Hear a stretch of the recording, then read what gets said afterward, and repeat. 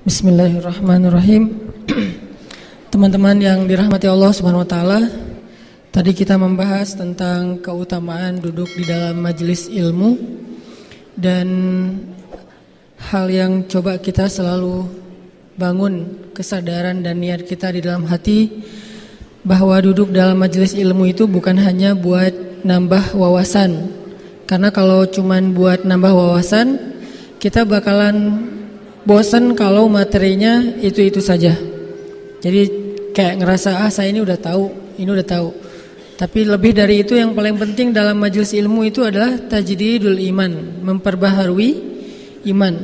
Jadi bisa dibilang bertambah ilmu itu harusnya bertambah iman.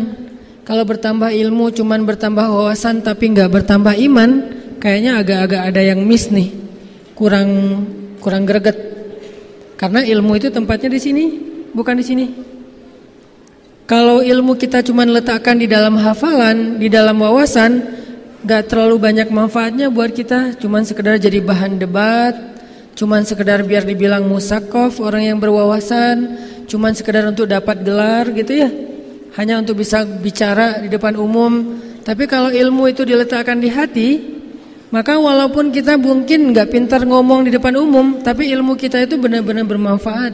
Minimal buat kita dulu nih, litajdidil iman, untuk memperbaharui iman. Karena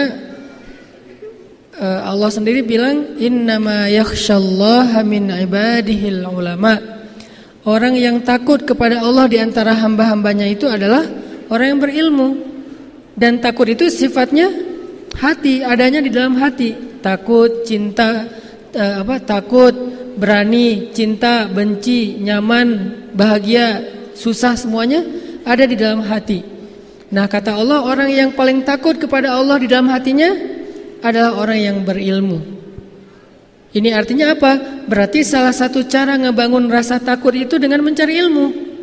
Salah satu cara ngebangun rasa iman itu dengan mencari ilmu, sehingga nanti dia jadi orang yang sejati imannya. Innamal mu'minun idza dzukirallah wajilat qulubuhum. Tapi kalau belum wajilat qulubuhum, berarti ilmunya belum sampai ke hati. Nah, ini yang kita coba belajar di dalam majelis-majelis kayak gini. Niatkan, saya ngerasa gersang nih hatinya nih. Karena kekuatan kita yang paling besar itu kan adanya di hati sebetulnya. Apalagi kalau kita mau berakad dengan Allah, akadnya itu di sini, bukan di lisan. Kalau dengan akad lisan itu kepada manusia, saya terima nikahnya, kan gak cukup di hati doang ya. Yang penting kan saya cinta, gak perlu akad, gak bisa. Kalau dengan manusia harus dengan lisan. Kenapa? Karena manusia gak tahu isi hati. Manusia itu tidak bisa menghakimi isi hati. Sehingga Umar mengatakan, nahnu nahkum bizzawahir. Kita tuh cuma bisa menghukum sesuatu yang tampak. Sehingga dengan manusia akad jual beli, akad utang piutang, akad pernikahan, akad cerai, semuanya dengan lisan. Kalau kita ceraikan, bukan kita. Kalau ada orang yang menceraikan istrinya dengan hati, sah nggak cerainya? Dalam hati, enggak, itu nggak jatuh talak sama sekali itu. Tapi begitu dengan lisan dia katakan, walaupun cuman bercanda atau marah, karena nggak ada orang yang bercerai tapi nggak marah kan ya. Ustadz, saya waktu itu ngomong talak itu dalam keadaan marah, Ustadz, emosi. Emang ada yang yang mentalak dalam keadaan bahagia? Kamu saya talak ya? Kan nggak gitu kan? Yang namanya talak pasti orang marah dong. Yang disebut marah nggak jatuh talak itu marah yang sampai hilang akal, dan kayaknya jarang ada yang marah kayak gitu. Jadi kalau udah dibilang talak dengan lisan atau kita pisah aja atau apalah yang senada, yang semakna, baru dia berlaku. Itu kalau ke manusia. Termasuk kalau kita mencintai seseorang, katakanlah kepada dia kan. Kan ada sahabat bilang, ya Rasul, saya cinta orang itu karena Allah. Kamu udah bilang belum ke dia? Belum. Bilang ke dia. Karena kalau kamu mencintai saudaramu, sampaikan kepada dia. Nanti supaya dia membalas. Ana uhibbuka fillah, ahabbakallahu bima ahbabtani fih. Kalau nggak ngerti bahasa Arabnya, Ustadz, aku cinta sama kamu, agak-agak gelo. Cuman kalau di Indonesia nggak budaya gitu ya, jadi agak-agak ngerasa gimana gitu. Kalau di Arab biasa aja sih ngasih permen. Ana uhibbuka fillah, akhi, aku mencintaimu karena Allah. Benar-benar karena Allah. Kalau perlu kita bikin kayak make sure gitu ya. Allah, benar karena Allah. A-nya dipanjangin. Karena kalau A-nya panjang itunya artinya apakah. Kalau A-nya pendek itu huruf biasa. Benar karena Allah, Allah, benar karena Allah, benar. Sampai 3 kali. Maka kemudian Muaz bin Jabal mengatakan, saya pernah mendengar Rasulullah SAW bersabda, siapa yang saling mencintai di dunia karena Allah, nanti di akhirat mereka akan saling memberi pertolongan. Kalau ada yang duluan masuk surga, dia akan cari temannya yang saling mencintai di dunia karena Allah, untuk dia tolong supaya bareng-bareng masuk surga. Kenapa? Karena di dunia aja mereka gak mau bahagia sendiri, pasti ingat temannya. Lagi makan ingat temannya, dia makan gak ya? Kalau dia di rumahnya bagus, rumah temannya bocor, ingat rumah temannya, kasihan dia bocor kalau lagi hujan nih. Ingat di dunia aja, ingat apalagi di akhirat. Nah ini dengan manusia, lisan. Kalau dengan Allah gak cukup lisan. Justru muamalah dengan Allah itu mainnya di sini. Muamalah dengan manusia di lisan. Dengan istri itu kita harus pintar-pintar membahagiakan hatinya dengan lisan. Kita harus pintar-pintar membahagiakan hatinya dengan kata-kata yang indah.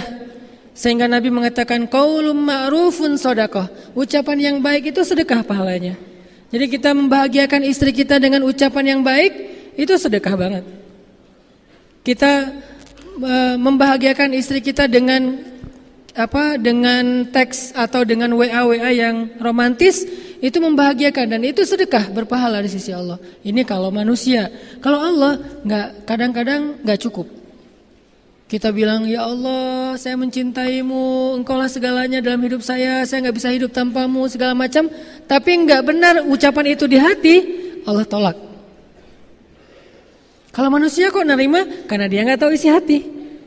Dan dia tidak boleh menghakimi isi hati. Nih nggak jujur nih, dia nggak boleh ngomong kayak gitu. Karena nggak ada yang tahu isi hati orang itu kecuali Allah, kemudian dia. Sehingga kalau ada teman kita mengatakan sumpah, ya udah berarti selesai. Demi Allah selesai. Saya jujur kok, selesai. Nggak boleh kita nih ria atau apa segala macam. Nggak boleh menjudge isi hati orang lain. Ada yang posting di sosmed lagi ngaji, kita ria nih, ini menjudge isi hati orang. Gimana kita tahu dia ria? Bisa aja sebaliknya, dia lagi syiar. Dia berharap dengan dia posting ngajinya bagus, orang lain jadi semangat untuk belajar membaca Al-Quran. Dan dia pengen dapat pahala dari man sanna sunnatan hasanah. Siapa yang mencontohkan satu contoh yang baik. Kita yang menghakimi isi hatinya dengan kata-kata ria, malah nambah-nambah dosa. Atau mentransfer pahala kita buat dia, kan rugi nih. Nah kalau ke Allah, Allah maha tahu. Wa asirru qawlakum aw jahru bih innahu alimun bidzatis sudur. Kalian sembunyikan kata-kata kalian atau kalian nyatakan, innahu alimun bidzatis sudur. Allah tahu banget lah isi hati kalian, kata Allah.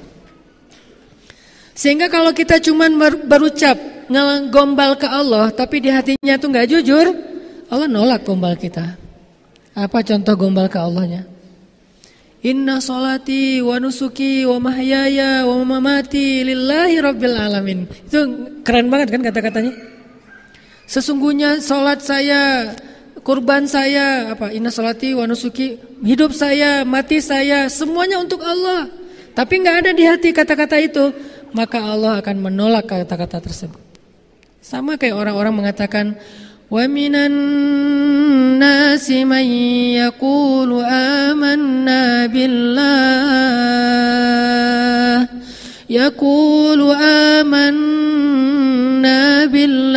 wa bil yaumil akhir.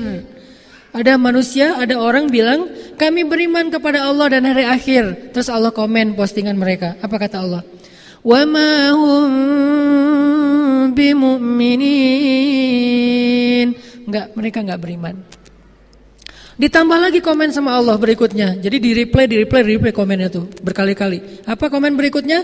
Yukhadi'una Allah walladzina amanu wa ma yakhda'una illa anfusahum wa ma yash'urun. Mereka bohong, kata Allah.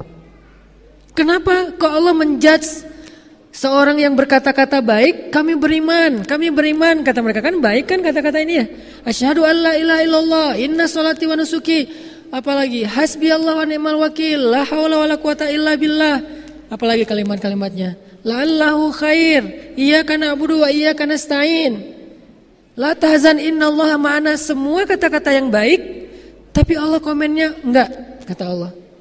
Bohong, kata Allah. Kok Allah menjudge kayak gitu padahal ucapannya baik? Jawabannya ada di ayat berikutnya. Fi qulubihim marad. Karena di hati mereka ada penyakit. Apa penyakitnya? Gak jujur. Makanya kalau ke Allah muamalah itu di sini letaknya. Kalau ke manusia dengan lisan. Makin baik dalam kita berkomunikasi, makin orang bahagia.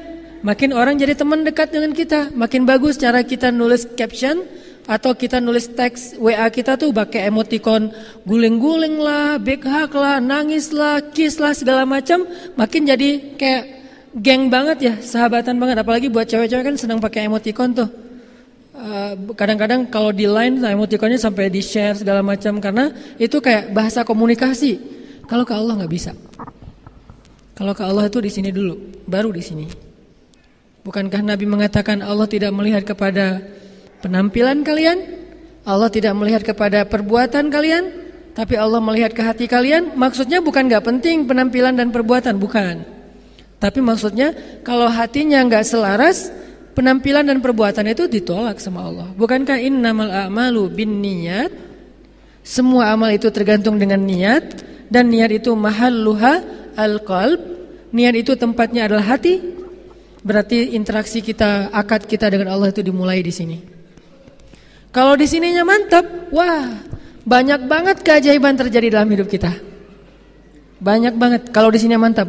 Kita nggak butuh kalimat panjang, satu kata aja cukup. Kalau di sininya mantap, udah ada akad dengan Allah. Satu kata aja untuk ngeklaim, udah cukup. Apa kata itu? Allah. Udah selesai. Kita udah baca Al-Baqarah, baca segala macam, masih aja ketakutan kan ya? Kita yang gemetar. Nabi cuma dengan satu kata, Allah, musuhnya yang gemetar. Kita malam-malam sendirian mungkin di rumah atau di kos-kosan dan banyak cerita-cerita serem kata orang-orang di kos-kosan itu di belakang rumah segala macam. Kita bacalah Al-Baqarah, lengkap tuh, 286 ayat dibaca. Kan Masya Allah ya, ada berapa kata Allah di dalam surat itu? Kok masih gemetaran? Kok masih gak bisa tidur? Kok masih khawatir? Karena kita membaca itu dengan lisan, bukan dengan hati.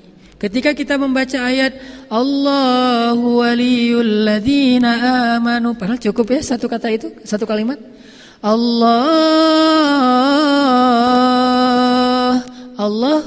Allahu waliyul ladzina amanu, pelindung orang yang beriman. Kan selesai ini seharusnya. Allahu waliyul ladzina amanu. Ya udah saya yakin. Selesai seharusnya. Udah tenang, tumanina, bisa tidur, sakinah. Padahal kan kata-katanya tuh udah mantep banget. Kenapa masih kurang? Di sininya belum. Kita baca Al-Mulk, kita baca Yasin, kita baca banyak surah di Al-Quran yang semuanya juga baik. Al-Kahfi. Kenapa kok gak bisa bikin kita tenang ketika ada masalah? Lagi ada masalah galau berat nih, baca la tahzan innallaha ma'ana. Kita ulang-ulang. Lagi galau berat, baca tabarakalladzi biyadihil mulku wa huwa ala kulli syai'in qadir. Kok masih galau?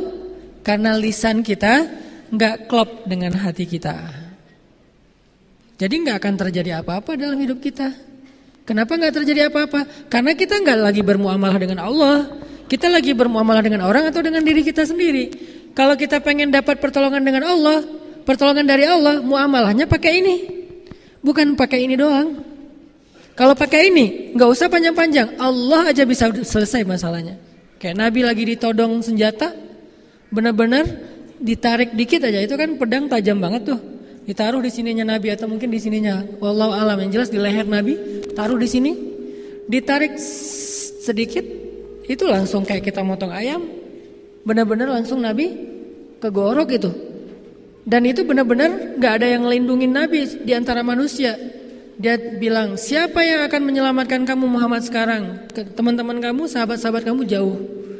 Nabi melihat ke arah dia dengan tenang dan hatinya mantap, mengatakan Allah.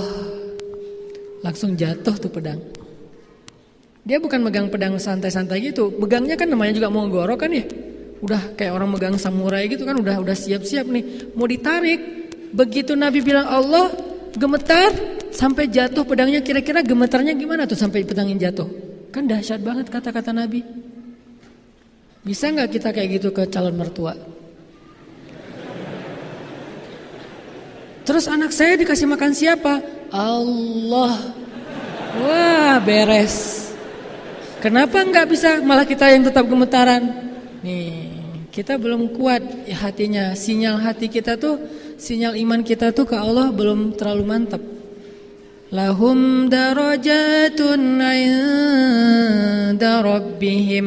Orang beriman itu bertingkat-tingkat. Jadi rasa di hati kita itu enggak sama. Ada yang kuat banget, ada yang biasa-biasa aja, ada yang sedikit, ada yang putus-putus. Sekali ada rasa, sekali enggak. Artinya sekali yakin, sekali ragu. Kalau sakitnya cuma sakit kayak panas doang, dia yakin Allah Maha Penyembuh. Giliran sakitnya lebih parah, dia mulai ragu kepada Allah. Kenapa yang tadi sembuh yang enggak, yang ini enggak? Yang tadi yakin, yang ini ragu. Kenapa kalau misalnya yang sakit kepala dia bisa sembuh? Karena kalau sakit kepala ringan, dia yakin sama Allah Maha Penyembuh, jadi sembuh. Giliran sakitnya agak parah, dia ragu sama Allah Maha Penyembuh, makanya enggak sembuh-sembuh. Ada tuh Ustadz, dia orangnya saya yakin orangnya beriman banget, tapi kok gak sembuh-sembuh? Nah, nanti ada jawaban lain. Yang jelas gak ada iman yang sia-sia. Gak ada iman yang sia-sia. Iman itu sekecil zarrah aja nilainya lebih daripada langit dan bumi. Bukankah Nabi banyak banget hadis tentang mengatakan satu amal yang lebih baik daripada bumi dan seisinya? Atau langit dan bumi kan? Itu sekecil zarrah amalnya, tapi lebih berat daripada langit dan bumi. Kalimat subhanallahi wa bihamdi, subhanallahil azim aja, itu kalau ditimbang di dua timbangan, yang satu ditaruh bumi dan langit, satu lagi kalimat subhanallahi wa bihamdi, subhanallahil azim, itu lebih berat subhanallah daripada bumi dan langit. Iman sesepele itu coba. Belum kalimat yang panjang, yang satu surat Al-Quran yang kayak gimana panjang lebar. Cuman kata-kata yang singkat. Kenapa? Kalau diucapkan dengan hati yang mantap. Jadi kalau kita pengen lihat keajaiban dalam hidup kita, ini nih yang ditajdid. Kita butuh majelis ilmu itu untuk ini nih, untuk ngecas terus, untuk nguatin terus. Sehingga kalau ininya kuat, begitu kita angkat tangan, ininya mantap, Allah kasih. Dan saya walaupun bukan ahlinya, tapi saya dengan kelemahan saya tuh sering ngebuktiin itu benar-benar nyata loh. Benar-benar nyata, di luar dugaan, di luar nalar kita tuh bisa terjadi. Makanya kayak saya sering banget men-flashback tentang pengalaman-pengalaman hidup saya pribadi. Itu jadi kayak kata Allah di surat Ad-Duha. Ketika Nabi lagi galau kan ya, 6 bulan gak turun wahyu. Setiap hari Nabi ngelihat ke langit, mana ya Jibril kok gak turun-turun. Setiap hari Nabi ngelihat ke langit, mana Jibril kok gak datang juga. Mana Jibril, mana Jibril, mana Jibril. Selama 6 bulan sampai Nabi sedih, sampai Nabi mulai berpikir kalau beliau sudah dicabut, dipecat jadi Nabi. Jangan-jangan Allah udah gak ridho lagi saya sebagai Nabi nih. Jangan-jangan saya sudah diberhentikan. Jangan-jangan Allah udah memilih Nabi yang lain selain saya. Jangan-jangan saya udah gak layak. Sedih banget. Kebayang gak tuh sedihnya? Lebih sedih daripada ketika anak laki-laki beliau wafat. Sedih banget Nabi tuh. Itu salah satu adegan Nabi paling sedih ketika 6 bulan gak turun wahyu. Sampai Nabi menganggap bahwa hidup ini udah gak ada artinya lagi kalau saya udah gak punya manfaat, udah gak ada misi dalam hidup, buat apa lagi saya hidup. Sedihnya luar biasa, murung terus-terusan. Tiba-tiba turun ayat wadduha, demi matahari yang ketika duha, artinya hidup ini masih cerah Muhammad. Wallaili idza saja, demi malam yang tenang. Kenapa kamu resah Muhammad? Ma wadda'aka rabbuka wa ma qala. Allah harusnya bisa aja bilang ma wadda'aka rabbuka wa qala. Tuhanmu tidak benci kepadamu dan tidak meninggalkan kamu. Tuhanmu tidak meninggalkan kamu dan tidak benci kepadamu. Enggak, Allah bilang Tuhanmu tidak pernah meninggalkan kamu, tidak pernah benci Tuhanmu tidak pernah meninggalkan kamu dan benar-benar tidak pernah membenci kamu. Ini artinya Allah tuh kayak negesin banget kalau Allah tuh enggak benci dan enggak ninggalin Nabi. Jangan sedih Muhammad, 6 bulan itu bukan berarti Allah ninggalin kamu. Itu kayak ujian juga buat Rasulullah. Setelah itu wala saufa yu'ti walal akhiratu khairul laka minal ula wala saufa yu'tika rabbuka fatarda. Allah terus ngasih kayak motivasi buat Nabi Muhammad. Jangan putus asa wahai Muhammad, jangan sedih wahai Muhammad, jangan berkecil hati wahai Muhammad, jangan menyerah wahai Muhammad. Aku pasti akan menolong kamu. Aku gak pernah ninggalin kamu. Aku tuh gak pernah jauh dari kamu. Allah ngomong kayak gitu coba. Surat Ad-Duha itu tinggal dikasih nada Korea dikit tuh benar-benar kayak gitu. Jadi Allah kayak lagi kayak ngasih harapan buat Nabi Muhammad. Kamu jangan pikirin aku jauh dari kamu. Aku tuh gak ngerejek kamu. Gitu. Kalau ekspresi saya mah ya. Aku tuh gak pernah gak baca WA kamu. Aku tuh gak pernah ngeblok kamu. Aku tuh gak gitu-gitulah kalau bahasa kita yang agak-agak gimana gitu ya. Kalau ke teman mungkin nggak pernah gitulah. Yang jelas Allah kayak ngeyakinkan Nabi, Allah tuh nggak pernah ninggalin Nabi. Terus biar Nabi makin pede berjalan, makin yakin bahwa beliau nggak sendiri apa? Allah nyuruh Nabi flashback. Alam, coba kamu lihat ke belakang. Coba kamu ingat-ingat lagi. Alam yajidka yatiman fa'awa wa wajadaka dhallan fahada wa wajadaka ailan fa'aghna. Coba kamu ingat lagi masa lalu kamu Muhammad. Bukankah kamu dulu yatim? Gak punya ayah, kemudian gak punya ibu, kemudian gak punya kakek, kemudian sampai gak punya paman. Lalu Allah memberikan kamu terus orang yang akan mendampingi kamu. Gak ada ayah, ada ibu. Gak ada ibu, ada kakek. Gak ada kakek, ada paman. Gak ada. Kemudian setelah selesai masa paman dengan istri yang luar biasa. Kenapa Allah gak ngasih Khadijah itu semasa dengan Ummu Salamah, Sauda, Aisyah? Kenapa? Karena satu orang Khadijah itu tidak sebanding dengan semua istri-istri Nabi yang lain.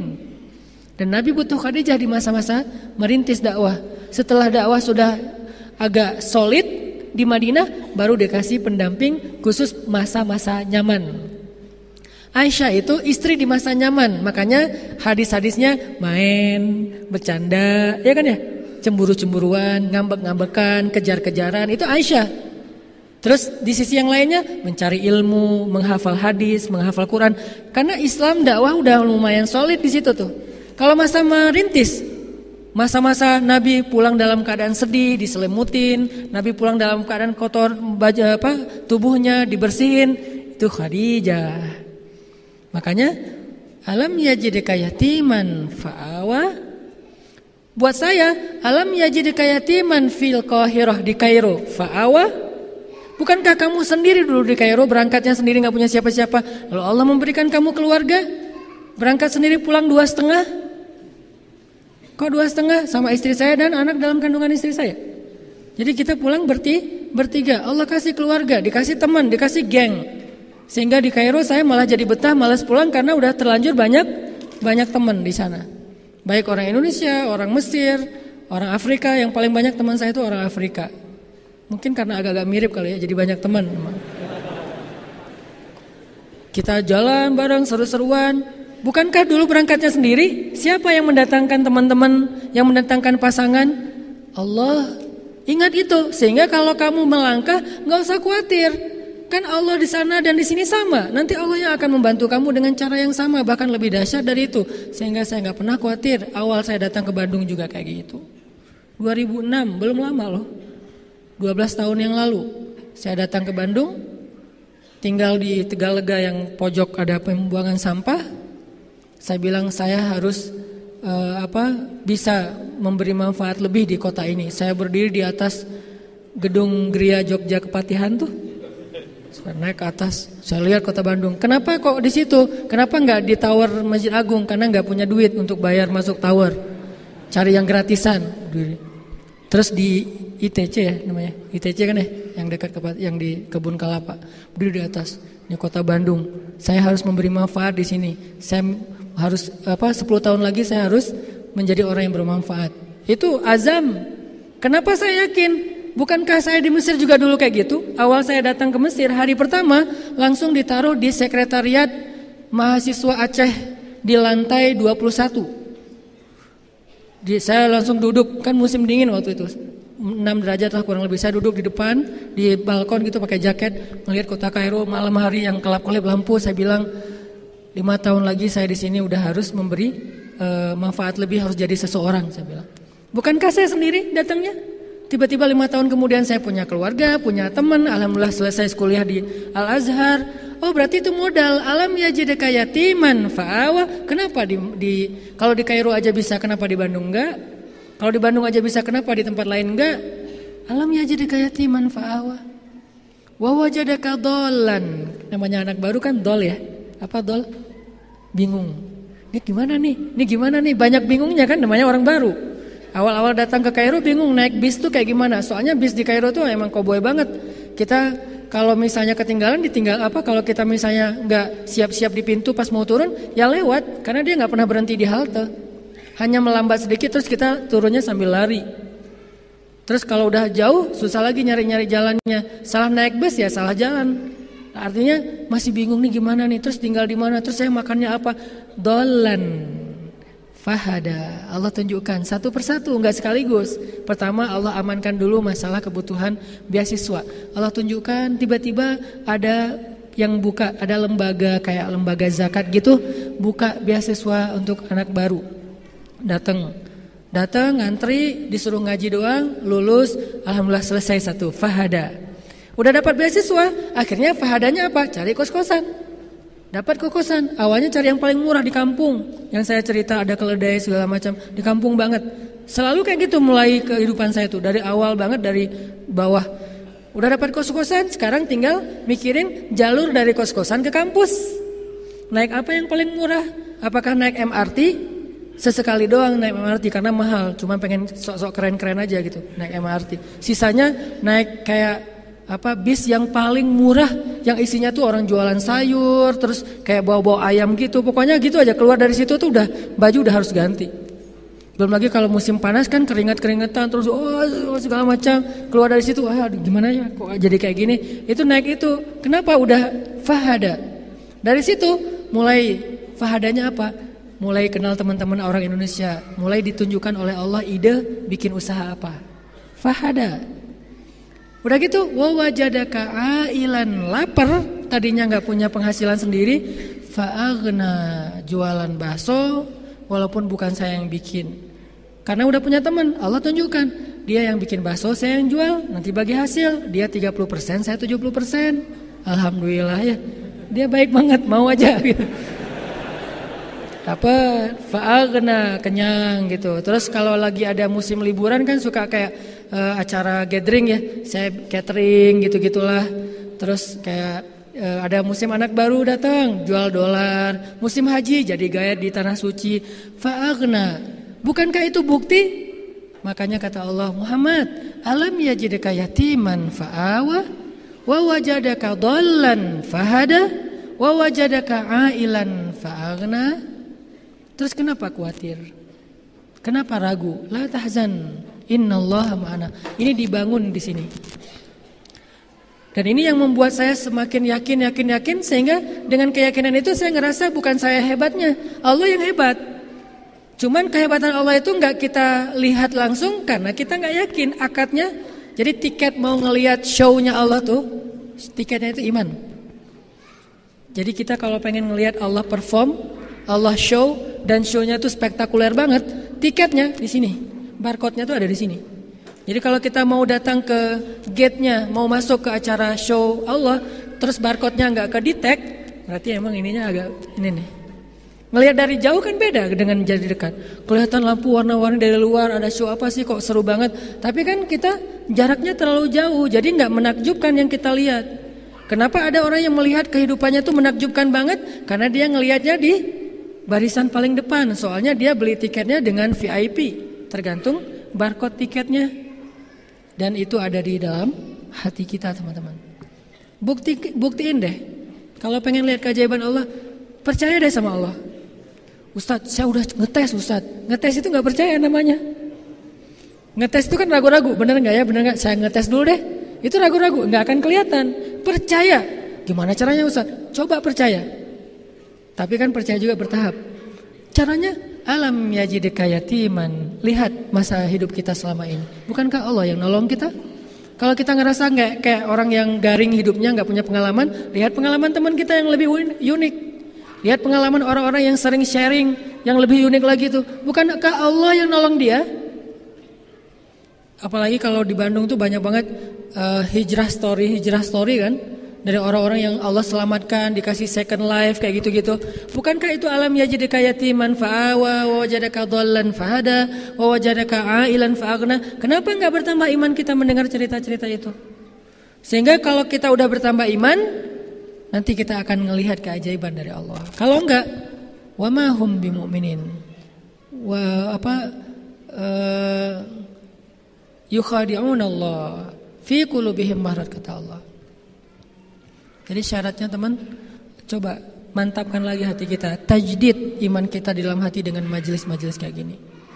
Itu yang bikin saya merasa, kalau saya pribadi nih ya, bukan saya mungkin gak layak, tapi saya merasa wa amma bi ni'mati rabbika fahaddits. Saya merasa ada satu kehebatan Allah yang saya pengen banget cerita ke banyak orang. Bukan sayanya hebat, demi Allah, Allahnya yang hebat. Dan kehebatan Allah ini kita harus tahu. Nah, itulah motivasi saya men-share.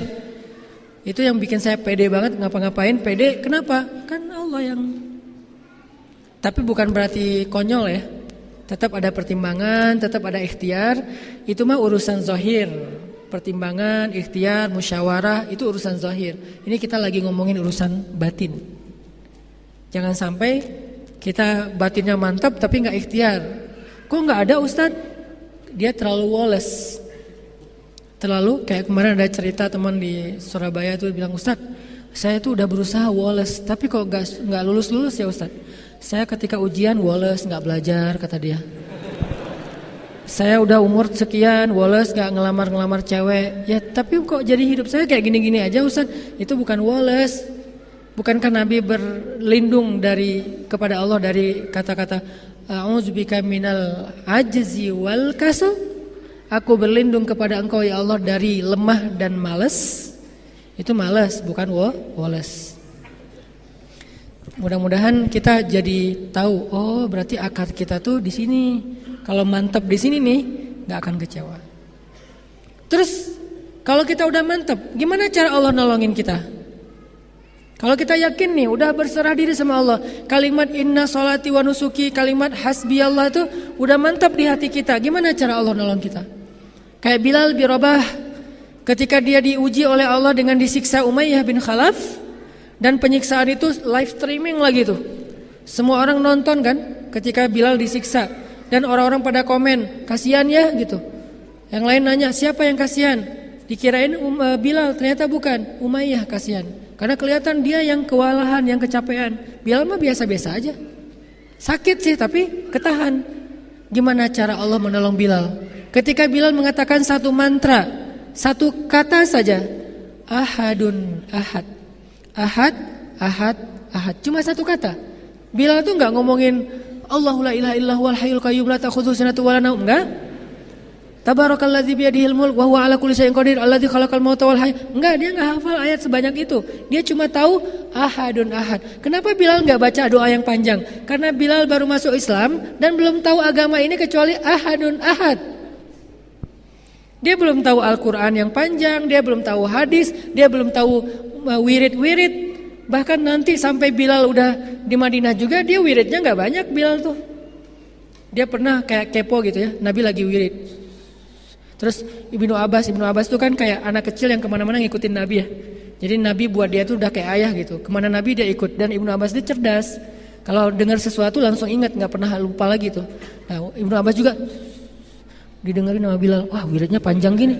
Yang satu lagi ini juga lebih panjang nih Rasulullah. Dua-duanya panjang. Bilal bingung. Terus saya gimana dong? Bilal, wirid saya nggak sepanjang mereka. Akhirnya Bilal punya wirid sendiri yang cuma 4 kalimat. Dilapor ke Rasulullah, ya Rasulullah, saya tuh nggak punya wirid dan dana. Saya nggak punya wirid seperti wirid Nabi, wirid Ibnu Abbas, wirid Ali yang panjang-panjang. Boleh nggak ya Rasul? Kata Rasul, wirid kamu apa Bilal? Kata Bilal, wirid saya Allahumma inni as'aluka ridhaka wal jannah wa a'udzubika min sakhatika wan nar. Cuma 4 hal. Itu kan wiridnya Bilal tuh.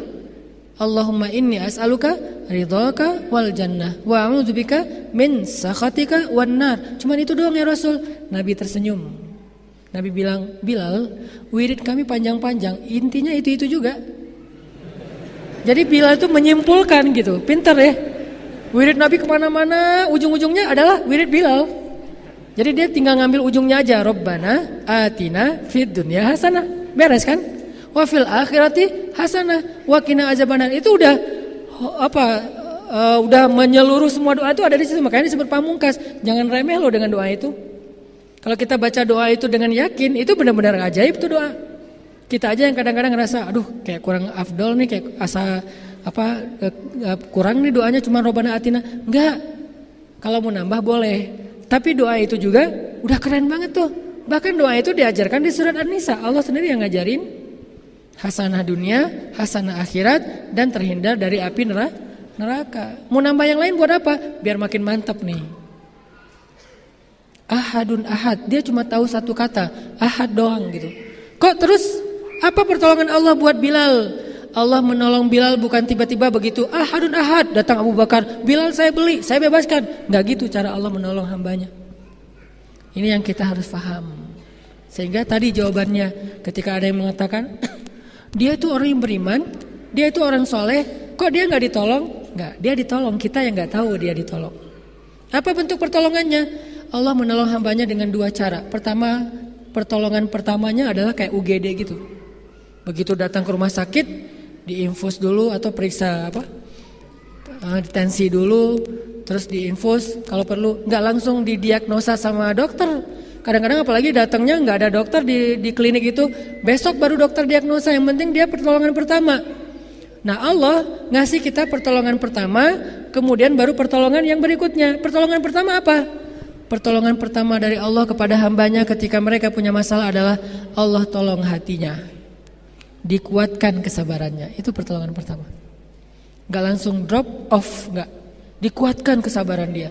Sehingga walaupun dia tetap mendapatkan ujian yang itu, hatinya tetap tenang.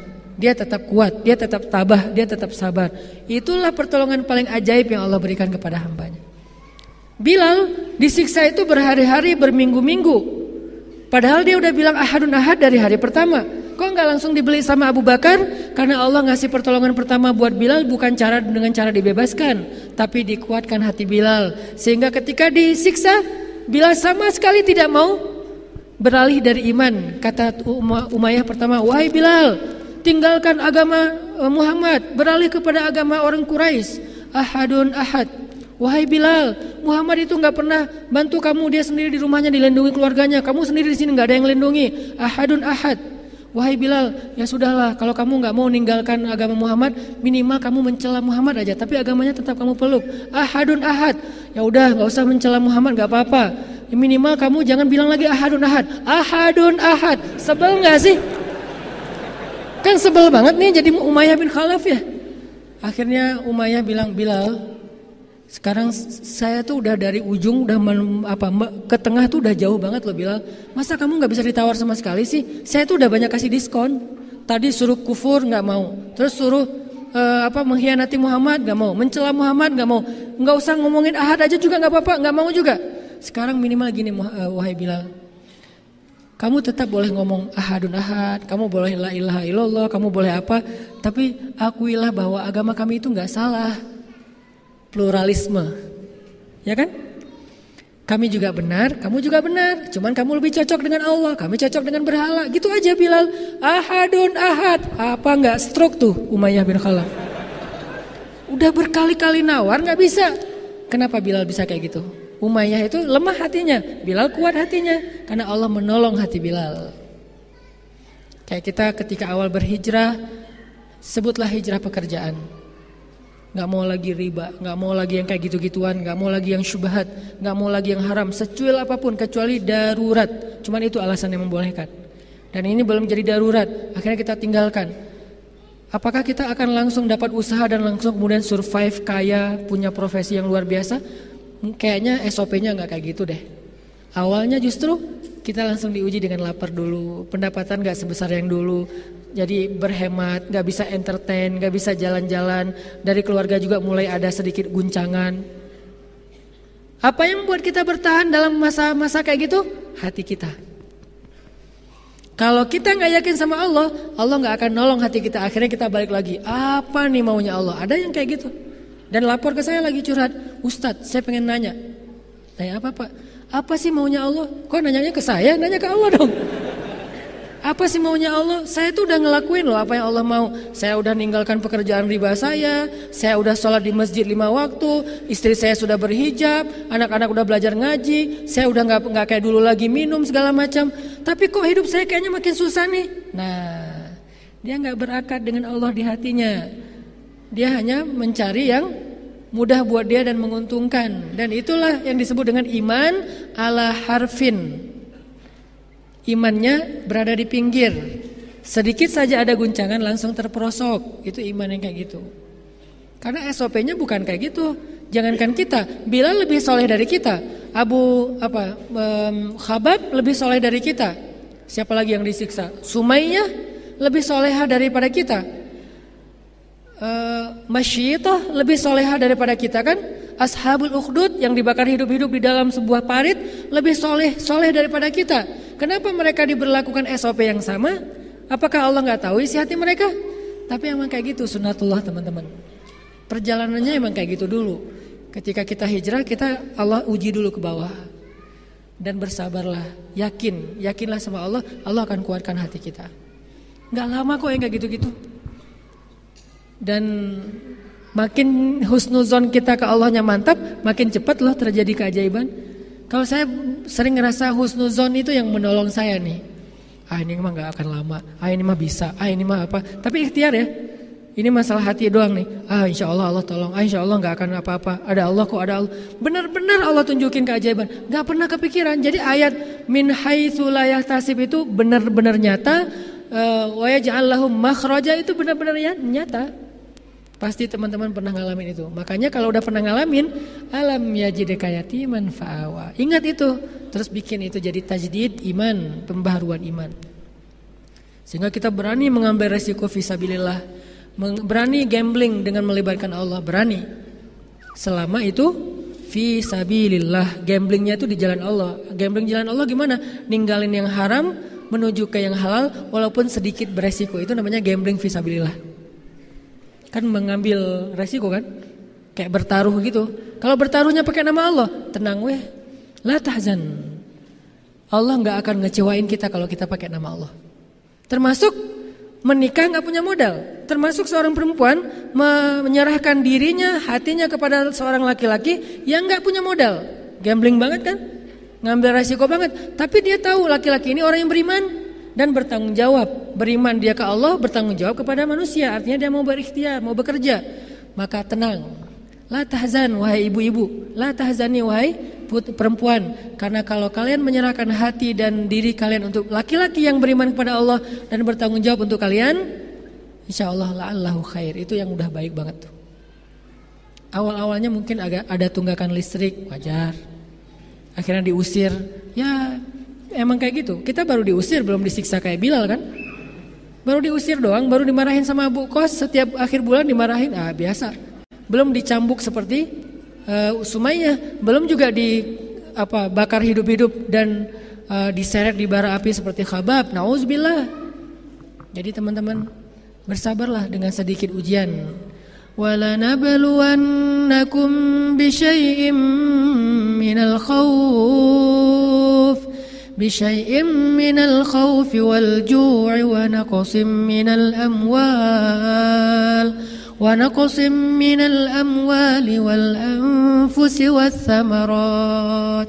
Pasti kami uji kata Allah.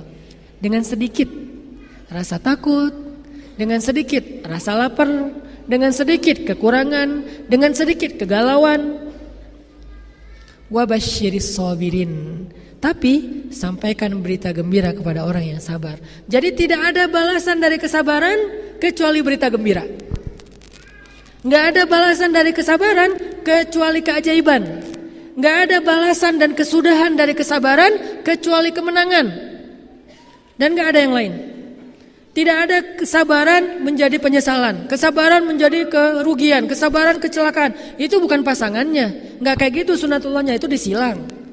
Sunatullahnya pohon sabar hanya berbuah keberuntungan, kebahagiaan, keajaiban, pertolongan, apalagi kebaikan-kebaikan. Itulah buah dari pohon sabar. Jadi pohon apa yang kita tanam, maka buah itulah yang akan kita petik. Gak mungkin kita nanam pohon sabar kemudian yang muncul buah yang pahit dan beracun. Gak mungkin, kebalik itu. Itu yang kita bangun di hati kita. Wabasyiris sabirin. Terus nanti ditambah lagi dengan ayat-ayat yang lain. Wa may yattaqillaha yaj'al lahu makhraja dan seterusnya. Ala inna nasrallahi qarib. Tenang, bentar lagi kata Allah. Terusin sabarnya. Isbiru wasabiru warabitu. Bersabarlah, kuatkan kesabaran. Ikat pinggang kalian. Jangan sampai kalian berputus asa. Akad di sini. Baru nanti Allah tunjukin. Makin besar kesabaran kita, makin besar keajaiban dalam hidup kita. Saya udah ngebuktiin itu, saya yakin teman-teman udah pernah membuktikan itu. So, kenapa kita harus ragu? Kenapa kita harus galau? Kenapa kita harus berputus asa? Bismillah, jalan. Baru kita ngomong hasbiyallah.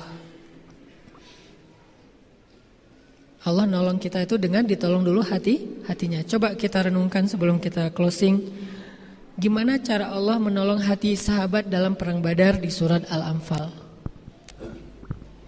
Gimana cara Allah nolongin sahabat? Enggak langsung ujuk-ujuk menang dan musuh kalah, enggak. Ditolong hatinya dulu. Karena perang Anfal itu awalnya cukup deg-degan. Pertama itu perang pertama banget, ya. Beda kan kalau kita pertama banget melakukan sesuatu kan pasti agak-agak salah tingkah, bingung, khawatir gitu kan, kagok gitu. Nah, surat Al-Anfal ayat 9.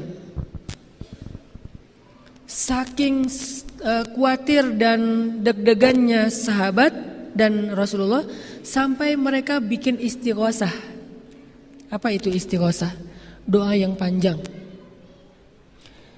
Tastaghithuna rabbakum, ketika kalian beristighosah kepada Rabb kalian. Jadi istighosah itu masyru' ya.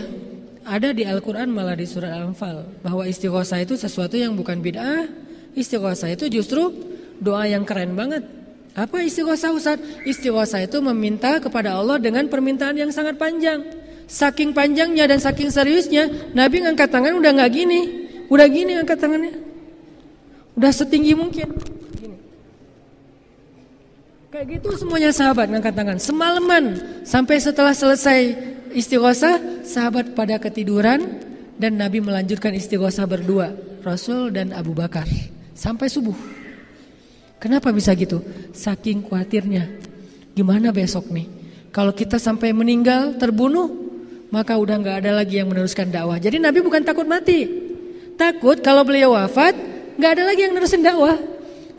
Karena umat Islam cuma segitu-segitunya. Semuanya udah dibawa perang.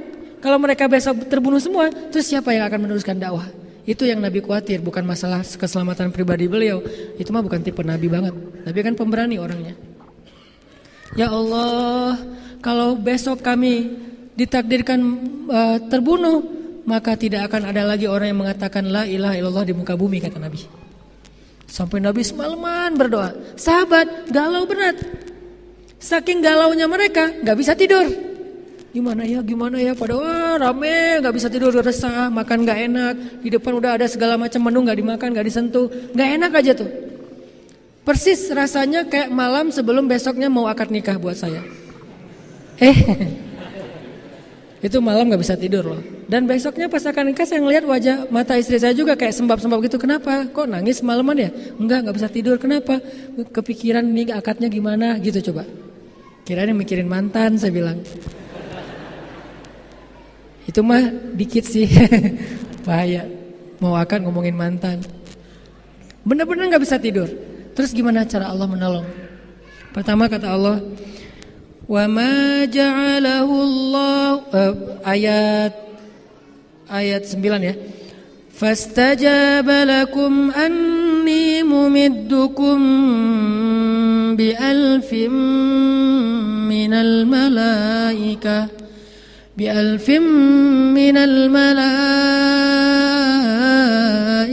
murdifin. Apa yang terjadi malam itu? Tiba-tiba langit dipenuhi dengan bintang. Sahabat ngelihat ke atas, ya Rasulullah, Rasul lihat ke atas. Ketika ngelihat ke atas, ada apa? Itu kok bintang banyak banget, lebih banyak dari biasanya. Kemudian Allah mengilhamkan kepada Rasulullah ayat ini. Kata Nabi, itu bukan cahaya bintang, itu cahaya malaikat yang lagi berbaris di pintu langit, yang besok insya Allah akan membantu kita dalam perang. Jadi kaum muslimin berbaris di bumi, malaikat berbaris di langit. Coba, itu pertolongan hatinya. Enggak langsung malaikat turun bacok-bacokin orang kafir. Enggak. Ya Rasul, tanggung banget sih cuma baris doang. Turun atau sekalian biar kita tinggal nonton doang kan ya, live gitu kan. Enggak kayak gitu cara SOP-nya. Allah nolongin hati dulu, bukan mengangkat masalah. Hati dulu ditolongin, ditenangkan gitu. Tuh lihat tuh malaikat udah pada berjejer. Dan itu ribuan malaikat. Satu malaikat aja cukup sebetulnya. Kenapa sampai ribuan? Kan malaikat tinggal niup doang ya. Kadang-kadang malaikat bersin aja habis tuh orang kafir kan ya. Enggak sengaja bersin tuh habis tuh. Lebih daripada badai. Itu udah badai tornado gimana malaikat bersin kan? Ngapain sih harus alfim minal malaikah? 1000 malaikat? Kalau kita mau berpikir logis nih, gak usah 1000 deh ya Allah, satu aja butuhnya. Asal malaikat kayak gitu nyentil doang, itu satu pasukan kafir. Kadang-kadang gak sengaja bukan cuma orang kafir, orang-orang Islam juga ke bawah tuh, karena saking gedenya tangan malaikat kan. Ngapain kok 1000? 1000 itu tujuannya untuk menguatkan hati orang yang beriman. Jadi kalian gak sendiri wahai kaum muslimin. Tuh lihat di langit, kalian di bumi berbaris 300 orang, di langit 3000 malaikat, 1000 malaikat. 300 lawan 1000 bukan 1300 lawan 1000. Itu baru benar matematikanya. Perang Badar bukan 300 banding 1000, tapi 1300 banding 1000. Dan 1000-nya lagi itu apa? Elf. Pasukan elf yang datang. Pasukan malaikat. Dan mereka berbarisnya di langit udah siap pakai ikat kepala. Jelas lagi tuh, ikat kepala hijau. Pakai ikat kepala hijau, ada yang pegang panah, ada yang pegang pedang. Malaikat itu menunggangi kuda berwarna putih dan siap menyambar. Udah siap di langit semuanya malaikat, 1000 malaikat berbaris. Sehingga mereka melihat seperti bintang gemintang di langit. Tenang sebentar. Kemudian cahaya itu hilang lagi. Supaya apa? Supaya kaum muslimin sekarang istirahat dulu. Masa ngelihat bintang terus ya? Enggak istirahat besok ya. Nah, Allah bilang di ayat 10, "Wa ma ja'alahu Allahu illa busyra wa litatma'inna bihi qulubukum." Allah tidak menjadikan barisan-barisan malaikat yang banyak itu kecuali sebagai berita gembira dan untuk menenangkan hati kalian, gitu maksudnya. Jadi Allah kalau nolong kita tuh nolongnya hati dulu. Dan hati yang ditolong hanya hati orang yang beriman. Orang-orang perang Badar itu orang-orang yang beriman. Apa bukti mereka beriman? Kan di ayat di awal Allah mengatakan ulaika humul mu'minuna haqqo, mukmin yang sejati. Terus para sahabat udah selesai adegan malaikat masih belum bisa tidur. Tetap aja manusia ya. Tapi gimana ya besoknya? Gimana yang besok? Gak bisa tidur. Akhirnya Allah kirim angin yang sejuk yang membelai kulit dan rambut mereka, tiba-tiba ngantuk serentak. Allah bilang di ayat 11, "Idz yughashshikumun nu'as." Tiba-tiba kalian ngantuk, kata Allah. Allah yang bikin mereka ngantuk. Kadang kita jadi tidurnya lama, gampang ngantuk, itu mungkin pertolongan Allah buat masalah-masalah kita yang terlalu banyak. Kenapa dia tidur aja kerjaannya? Banyak masalah kali. Makanya kerjaannya tidur. Di bus tidur, di angkot tidur, di depan di kelas tidur. Ya mungkin terlalu banyak beban. Akhirnya Allah menolong dia dengan cara ditidurkan. Sama seperti Allah menolong Ashabul Kahfi yang galau berat kan? Gara-gara mereka terkurung di dalam gua terus bingung mau gimana nih, gimana. Ya udah deh daripada gimana tidur mereka. 300 tahun pula tidurnya enggak tanggung-tanggung. Ini 3 mata kuliah tidur. Ya mungkin memang itu solusi buat dia. Daripada dia baru diputusin ditambah lagi dengan pelajaran-pelajaran yang rumit. Dengan dosennya yang kilar kan makin kasihan ya. Allah kasihan sama dia, udah tidur aja deh. Tidurlah dia nih. Pas mereka udah tidur, kata Allah, amanatam min. Amanah itu aman, dari kata aman, bukan amanah berarti tanggung jawab. Amanatam min artinya rasa aman dari Allah. Tiba-tiba mereka tidur semuanya. Udah tidur, Nabi berdua sama Abu Bakar nggak tidur, tapi cuma dua orang ini nih yang melek dan keren banget nih. Doa terus di tenda beliau sampai ridanya jatuh, janggut Rasulullah basah dengan air mata, nangis panjang malam. Bukan Nabi nggak ragu sama Allah, bukan, lebih kayak manja sama Allah. Ya Allah besok gimana nih, ya Allah besok gimana, dan Allah suka banget dimanjain sama hambanya. Udah gitu, menjelang subuh bangun dari tidur, udah segar kan? Ternyata setan tuh nggak rela kaum muslimin tenang loh. Ini nih kerjaan setan kan, antara Allah dan setan tuh terus-terusan kan, tarik menarik kan dari zaman Nabi Adam. Setan tuh nggak rela orang Islam tuh tenang, dibikin galau terus. Caranya apa? Nggak bisa tidur. Allah kasih tidur, ngantuk. Udah tidur, nggak menyerah setan, masuk ke dalam mimpi mereka. Kayak gitu setan bermain, masuk ke dalam mimpi para sahabat. Mungkin karena tidurnya nggak baca doa, soalnya tidurnya kan tiba-tiba ngantuk langsung ke tidur, masuklah setan. Ngapain setan masuk ke dalam mimpi? Dia bikin hayalan sahabat tiba-tiba mimpi basah dan semuanya bangun dalam keadaan junub. Itu kerjaan setan. Semuanya bangun dalam keadaan junub. Itu yang terjadi di perang Badar. Dan ini kan jarang dibahas ya. Kita cuma bahas 300 banding 1000, itu terus setiap tahun. Bahas dah yang detail, before sampai afternya tuh keren banget perang Badar. Semuanya bangun, gimana nih, masa kita mau berperang suci dalam keadaan tidak suci? Kan perang Badar tuh perang suci. Gimana kita mau berperang suci sementara kita kotor, najis? Akhirnya pada nyiapin air kurang. Masalah lagi, kayaknya emang nih ada tanda-tanda buruk nih kita nih besok nih. Galau lagi, apa yang terjadi? Allah bilang, wa yunazzilu 'alaikum minas samaa'i maa'a. Pas mereka lagi galau-galaunya, lagi dalam keadaan najis, Allah turunkan air hujan saat itu. Tiba-tiba hujan, dan hujannya cuma di camp kaum muslimin loh. Padahal kan berhadapan-hadapan tuh, dua camp nih, camp Islam, camp kafir. Campnya orang kafir gak ada hujan tuh, kering aja kayak gitu. Camp orang Islam hujan lokal. Semuanya pada Allah Akbar, Masya Allah, pada mandi di luar, basah-basah semuanya. Apa kata Allah? Liyutahhirakum bih, untuk membersihkan kalian, mensucikan kalian. Wa yudhiba ankum rijzasy syaitan, menghilangkan bekas-bekas godaan syaitan di dalam mimpi kalian. Waliyarbita ala qulubikum, untuk mengikat hati kalian, lagi-lagi hati. Jadi hujan turun untuk mengikat hati kalian yang tadi udah renggang, yang tadi mulai galau, sekarang diikat lagi biar kuat hatinya. Dengan cara Allah tolong hatinya. Ini teman-teman yang dimaksud dengan cara Allah menolong kita. Baru besok terjadi perang Badar, dimulai dengan duel 3 jagoan Nabi, salah satunya Ali bin Abi Thalib, dan itu membuka kemenangan-kemenangan bagi kaum muslimin. Hidup kita kayak gitu juga. Perang Badar itu bukan hanya kisah peperangan, tapi dia kisah kehidupan dalam analogi perang. Allah tidak mengangkat satu kisah di Al-Quran hanya untuk dinikmati alur ceritanya. Allah mengangkat satu cerita di dalam Al-Quran untuk diambil pelajaran hikmahnya, diterapkan dalam kehidupan kita walaupun secara adegan berbeda dengan kehidupan sahabat.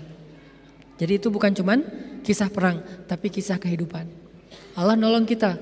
Ragu lagi, ditolong lagi, lemah lagi, ditolong lagi hatinya, lemah lagi, ditolong lagi hatinya, dengan satu syarat, yakin sama Allah, mukmin. Mudah-mudahan ini ngebooster kita dalam menjalani ujian-ujian di awal-awal kita berhijrah, juga membooster kita supaya berani mengambil satu keputusan dan pilihan-pilihan hidup yang berat, baik buat yang cowok ataupun yang cewek. Berjalanlah dengan tenang.